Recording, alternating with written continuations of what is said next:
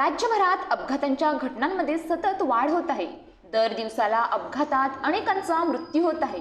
कधी भरधाव वाहन तर कधी खड्डे तर कधी चालकाच्या एखाद्या चुकीमुळे भीषण अपघाताच्या घटना घडत आहेत।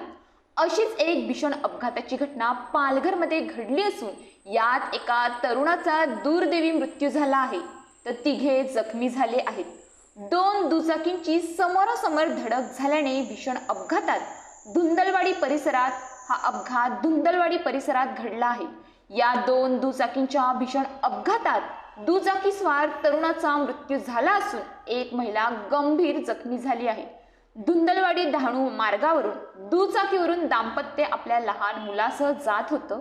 याच दरम्यान धुंदलवाडी परिसरात एका भरधाव दुचाकीने त्यांच्या दुचाकीला जोरदार धडक दिली।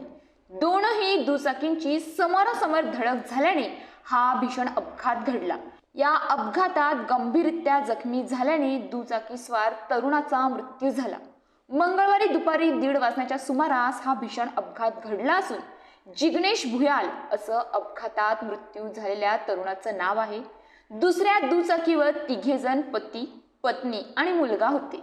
या दुचाकीवर स्वार असलेली महिला अपघातात गंभीररित्या जखमी झाली आहे तर दुचाकीवरील वडील आणि लहान मुलगा किरकोळरित्या जखमी झाले आहेत।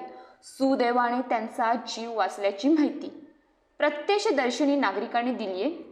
अपघाताच्या घटनेची माहिती मिळताच परिसरातील स्थानिक नागरिक आणि पोलीस घटनास्थळी दाखल झाले। तातडीने अपघातातील जखमींना उपचारासाठी रुग्णालयात दाखल करण्यात आले। धुंदलवाडी येथील वेदांत रुग्णालयात जखमींवर उपचार सुरू आहेत तर पोलिसांनी अपघातातील मृत तरुणाचा मृतदेह ताब्यात घेत घटनास्थळाचा पंचनामा करून मृतदेह शवविच्छेदनासाठी पाठवण्यात आला आहे। या प्रकरणी अधिक तपास कासा पोलीस करत आहेत। या घटनेनंतर परिसरात हळहळ व्यक्त होत आहे।